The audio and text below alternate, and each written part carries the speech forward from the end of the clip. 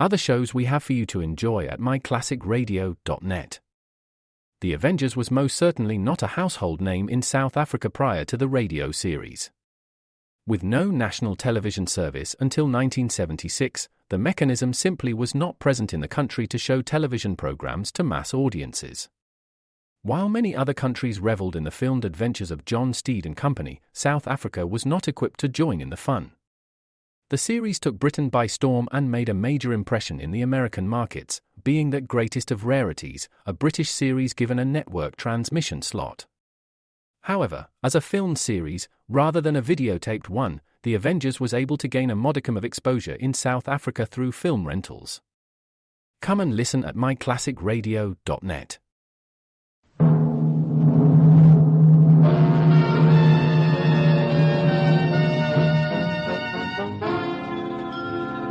Dangerous Assignment, starring Brian Donlevy as Steve Mitchell.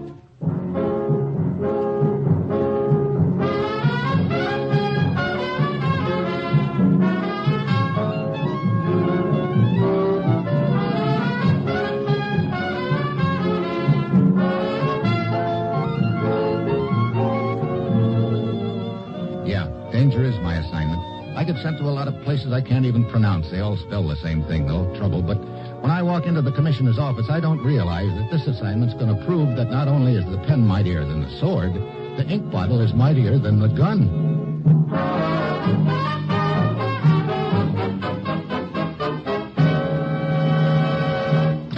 Morning, Commissioner. Ruth said you had an assignment for me. I do, Steve, and your plane leaves in an hour. Oh, well, what uncivilized neck of the world do I get sent to this time? French Riviera.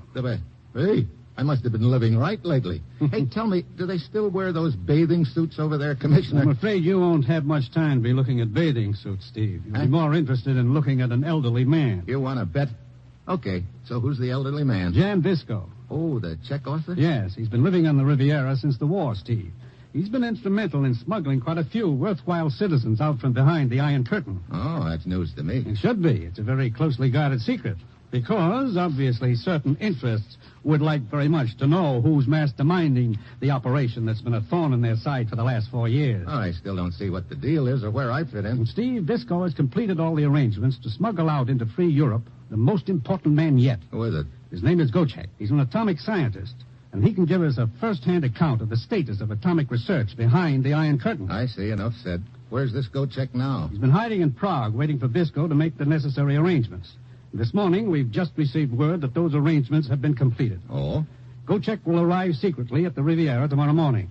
He will meet Bisco at the prearranged rendezvous, or I should say, he'll meet Bisco and you. Oh, I'm elected bodyguard, huh? Yes, and I'm sure you realize the opposition would go to any lengths to prevent Gocek from getting to us. Get over to the Riviera, work with Jan Bisco, meet Gocek, and bring him back here to the States safe and sound. And, incidentally, try to stay alive yourself. Well, that's it. You've got your assignment. Good luck.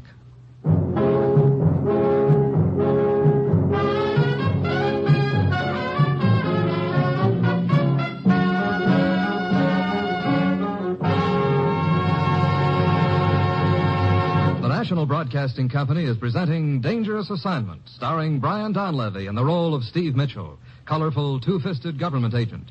At all those places of the world where danger and intrigue walk hand in hand, there you will find Steve Mitchell on another Dangerous Assignment.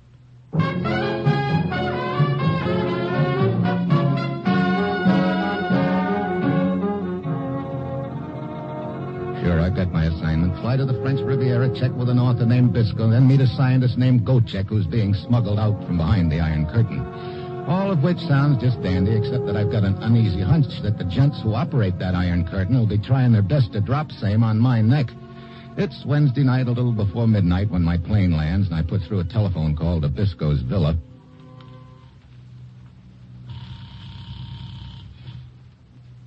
Oui?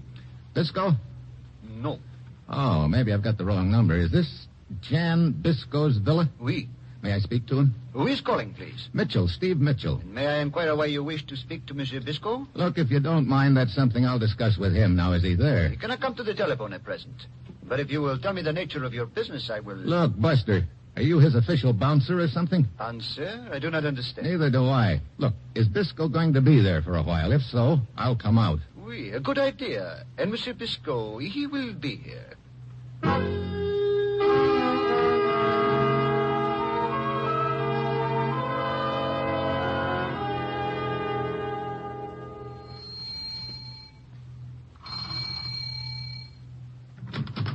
Oui?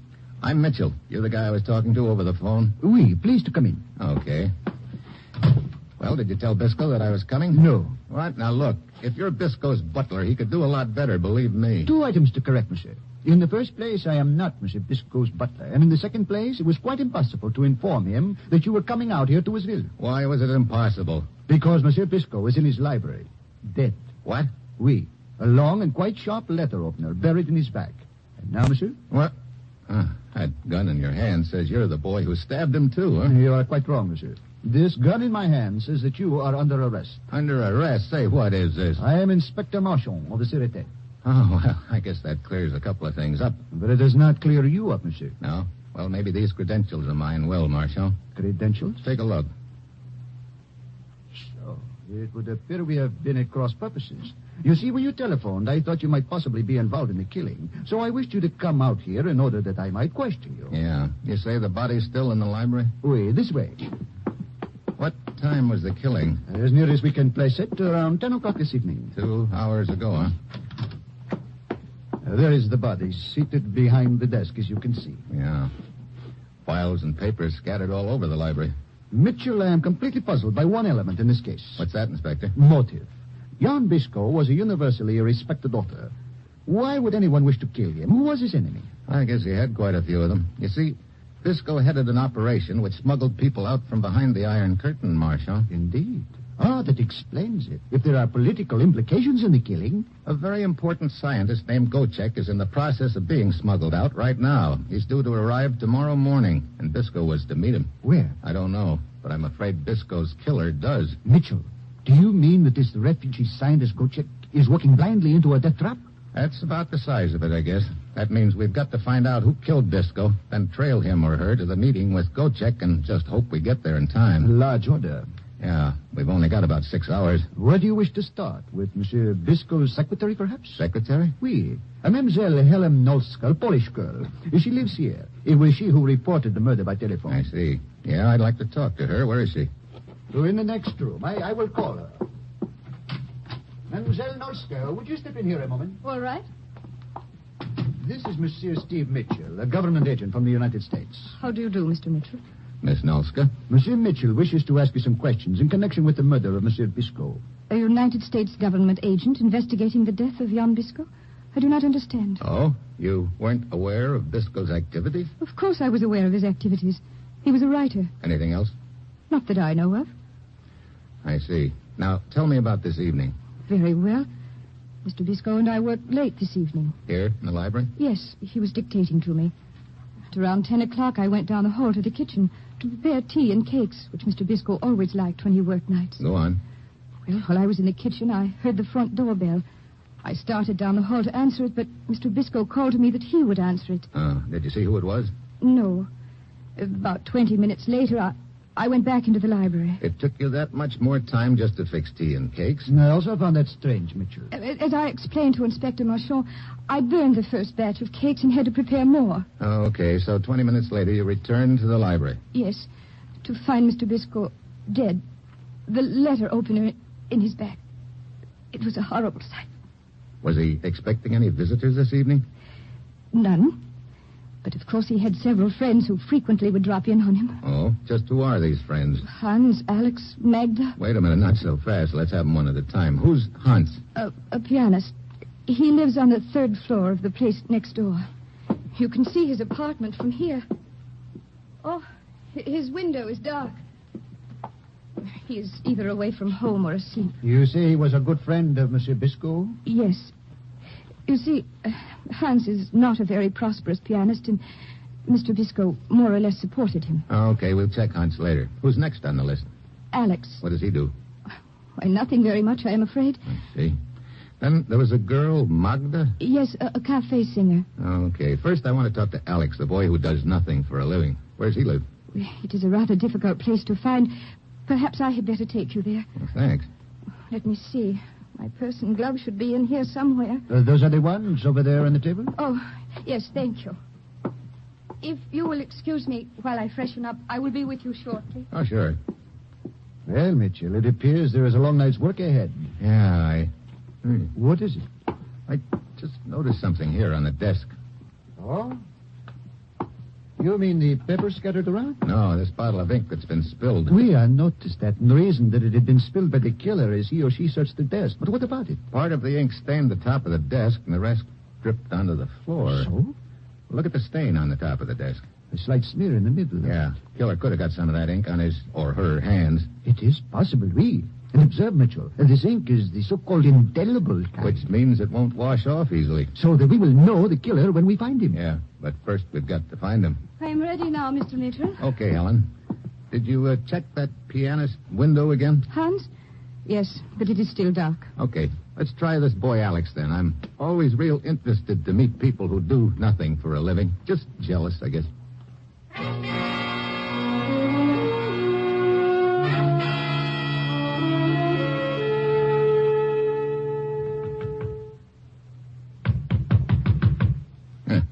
Looks like I'm specializing in guys who aren't home tonight.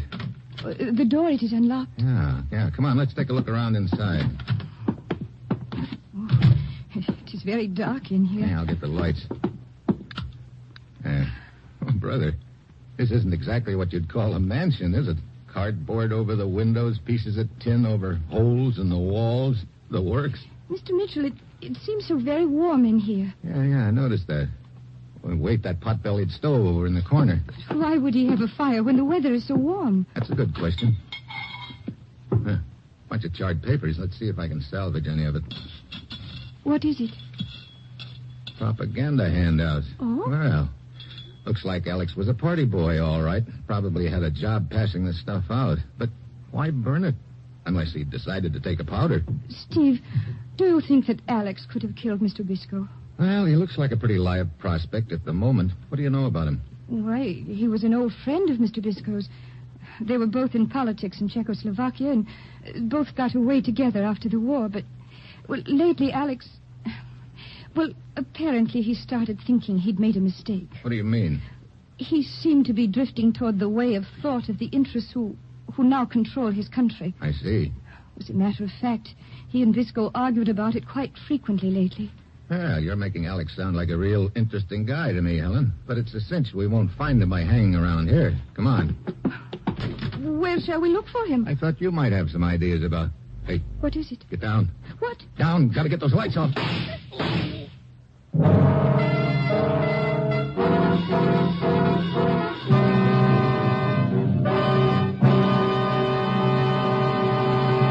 Three chimes mean good times on NBC. There's adventure for you tomorrow. Adventure in the modern-day Wild West, as Joel McCrea stars in another exciting story of the Texas Rangers. Today, as in years gone by, the Rangers are a two-fisted, courageous group keeping law and order in the West. So for action, tune in tomorrow to Tales of the Texas Rangers. And for quiz fun on Sunday evening, hear Master of Ceremonies Phil Baker as he asks America's favorite question, the $64 question.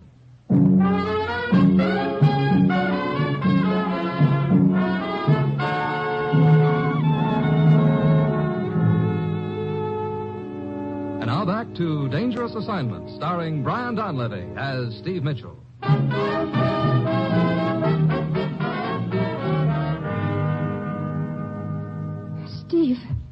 Steve. Oh, thank heavens. Steve. My head. Oh, I am trying to stop the bleeding with my handkerchief. It seems to be only a scalp wound. Guess I'm luckier than I deserve. What do you mean? Silhouetting us against that open doorway with the light behind us. That was real smart of me. Did you hear or see anything after I hit the pavement? No, I was afraid to move, Steve. I did hear someone running away, but that is all. Could have been Alex. Steve, as we started to come outside, you were asking me if I had any ideas as to where we might find Alex. That's right. Well, there is a bar a few blocks from here where he frequently goes. Okay, come on.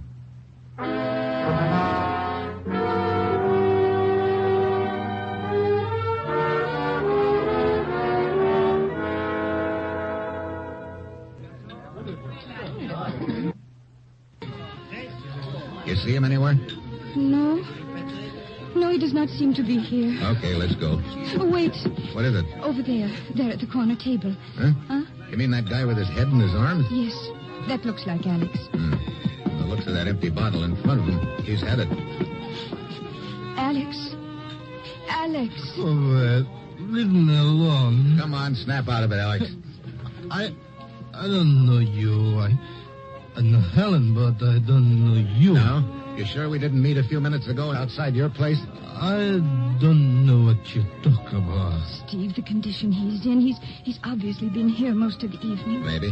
Look, Alex. You keep talking when all I want is for you to let me alone to grieve for my friend who is dead. Bisco? And to think that I was in sympathy with him. Them? The ones who killed him. Huh? You know who did it? They did it. Who's they? When I hear about Bisco, I go home. I burn all their stinking propaganda. Look, you keep saying they and them. Let's be a little more specific. What difference does it make which one of It them? makes a big difference to me. Who was it? I don't know. Oh, fine. They're all alike. All of them. All alike. Poor Alex. It's obvious he doesn't know anything about it, Steve. Either that or he's putting on a pretty good act. Well, shall we go now? Just a minute. I want to look at his hands. Hands? Okay, let's go. I did not see anything on his hands. Neither did I. What were you looking for? Ink. Ink? I'm afraid I do not understand. It's possible there's an indelible ink stain on the killer's hand. I see. Well, let's check the next name on the list. Magda? Yeah, cafe singer.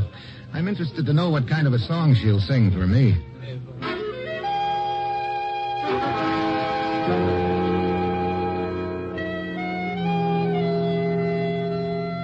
So we head for the cafe where Magda works. She's just finished the number when we arrive, and one look at her, and I can see the reason for the ovation. Oh, look, Steve, she sees us. She's coming over to our table. Yeah, quite an outfit she has on. The strapless gown, it is beautiful. I'm a little more interested in those long black gloves that come clear up above her elbow. Oh? You know any subtle way of getting a lady to take off her gloves, Helen? You think there might be an ink stain on one of her hands? That's what I'd like to find out. Elaine, my dear, I am so glad you stopped by tonight. Hello, Magda. I would like you to meet Steve Mitchell. Oh, hello, Steve. Magda? Oh, Ellen, this terrible thing that has happened. I can think of nothing else. Bisco's murder? Yes, dear sweet Jan dead. Oh, it is so hard to believe. You two should have come in sooner. My last song. I sang it in his memory. It was one of his favorites. Would you care for a drink, Magda? No, thanks. I can only stay a moment. But a cigarette, perhaps? Oh, sure. There you are. Oh, wait. I want to take off these clumsy gloves. Well, I thought it was going to be a problem. Oh? Skip it. Would you just look at my manicure? Is it not terrible? I should have left my gloves on. I'm glad you didn't. Oh? What do you mean? Well, it gave me a chance to see your hands. Oh? And what about my hands? Why, well, what I mean is they're very nice. Oh, thank you. Yeah, nice and white.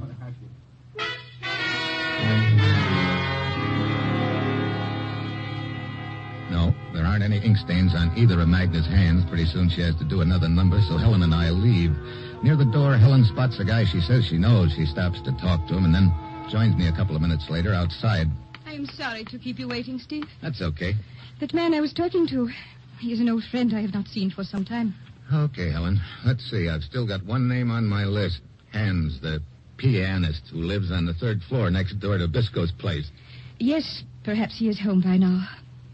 You may find Hans a little eccentric. Oh, the flowing tie and hair type, huh? Yes. Well, let's go talk to him, see if we can find out if one of his eccentricities, by any chance, is murder.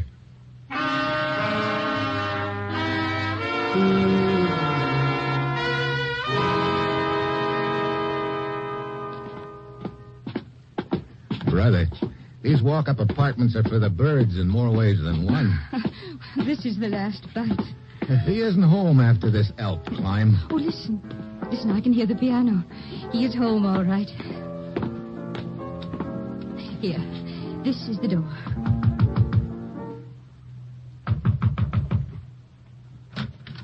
Helen, my dear, what a delightful surprise. Hello, Hans. Oh, come on, come in. Welcome to my humble quarters. This is Steve Mitchell, Hans. Hi. Oh, I'm honored to meet any friend of Helen's, sir. Helen, take off your coat and gloves. I will make some coffee. Oh, I don't think we have time, Hans. This isn't exactly a social call. I do not understand. You see, Mr. Mitchell wants to ask you some questions. He is investigating Bisco's murder. Well, Wait a minute. What did you say? Bisco's murder? Helen, this is a bad thing to joke about. It is no joke, Hans. Wait a minute. You trying to say you didn't know Bisco had been murdered? Oh, no, it isn't true. Funny. Everybody else in town seems to know about it. But not I. Well, where were you this evening earlier? Oh, out for a walk. Well, who did this horrible thing? Who killed Bisco? That's what I'm trying to find out. Let's see your hands. My hands? What about them? No ink spot. Well, hey, wait a minute. What is it, Steve? I thought you said this guy was a pianist. That's right. Of course I am. Yeah? You know, I thought there was something strange when I first came in this room. I've just figured out what it is. What do you mean? There's no piano in here. And being a pianist without one is a pretty neat trick. Yes. You're right. I sold my piano 6 months ago. I needed money. But the piano music we heard as we climbed up the steps. Phonograph records. I played them for Bisco's benefit. I'm ashamed to say I have been fooling him for 6 months with these records. Why? Oh, he loved the sound of the music. He could hear it from his window, and I knew he was too old ever to climb the stairs and discover my trick. You see, he was like a father to me. He helped support me, and I suppose it was pride that made me do this, to keep him from finding out that I was a failure. I see.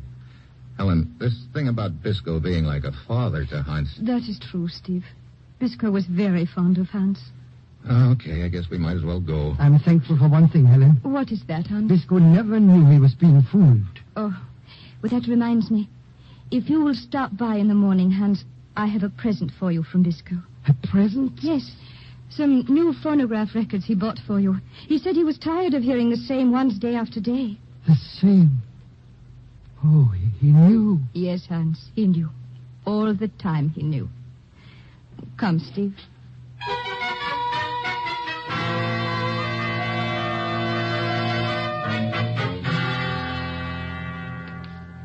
I suppose it is silly of me asking you to see me home when it is just next door, Steve, but I am afraid my nerves are a little jumpy. Sure, Helen.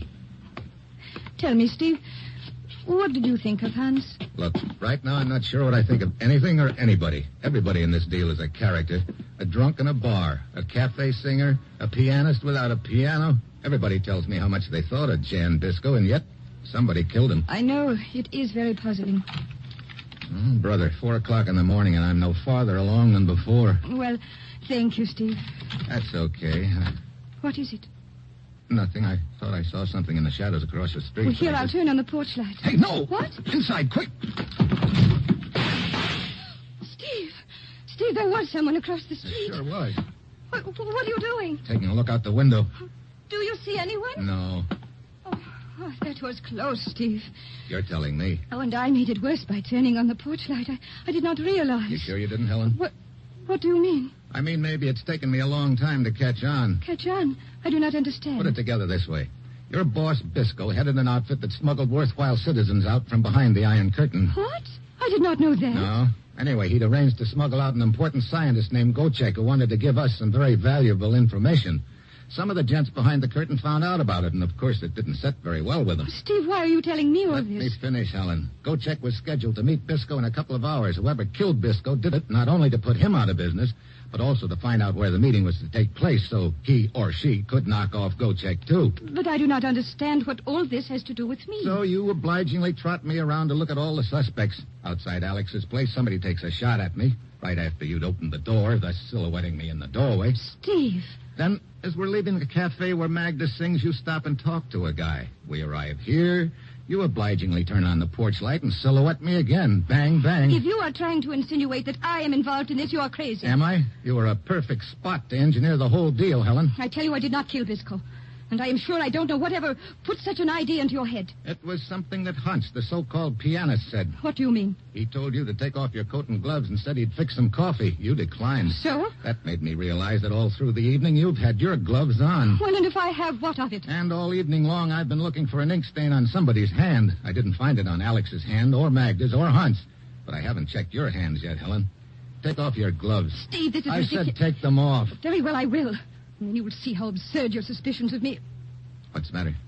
This is strange. What's strange? These gloves. Look, black gloves are black gloves. Yes, that is the point. What are you talking These about? are not my gloves. What? Now, look. They look very much the same. They are the same size and they are the same color. But the stitching, it is different.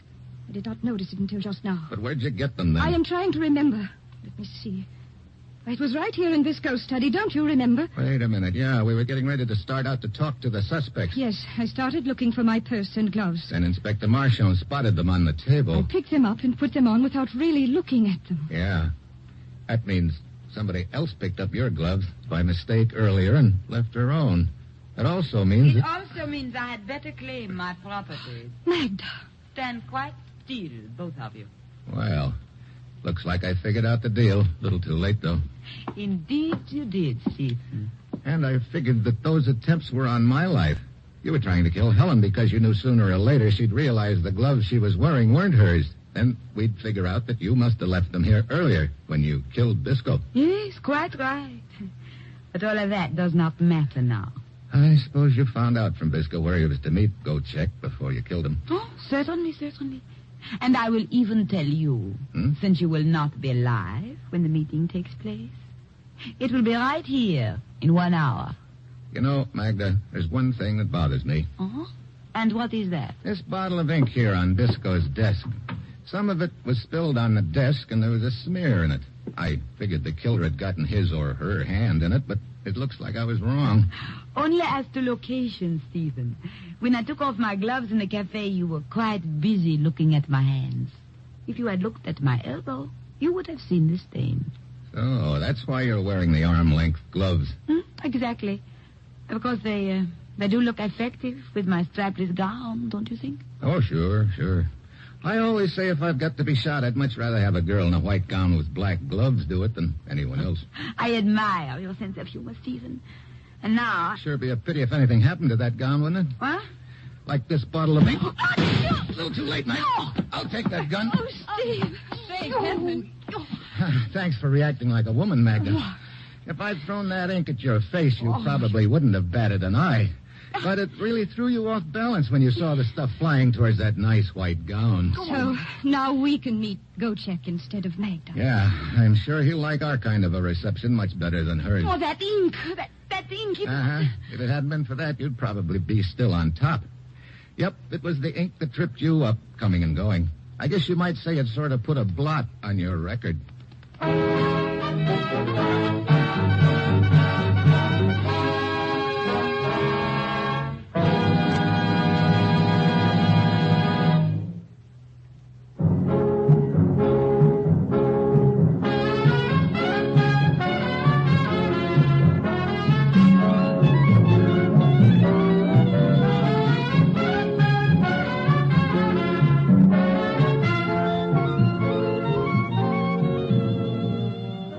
Dangerous Assignment, starring Brian Donlevy as Steve Mitchell with Herb Butterfield as the commissioner, is written by Bob Reif and Adrian Jondo, with music by Robert Armbruster, and is produced and directed by Bill Karn. Others in the cast were Betty Lou Gerson, Don Diamond, Hal Gerard, Lynn Allen, and Fritz Feld.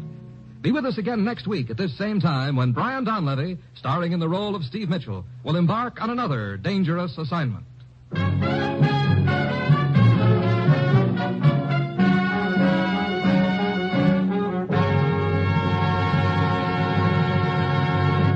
Three chimes mean good times on NBC. There's top dramatic listening this Thursday when Screen Directors Playhouse presents a 1-hour adaptation of the lighthearted motion picture comedy Jackpot. Starring in this Screen Directors production are Jimmy Stewart and Margaret Truman. Yes, Margaret Truman plays her first dramatic role this Thursday with Jimmy Stewart on Screen Directors Playhouse. Hear Herbert Marshall as the Man Called X on NBC.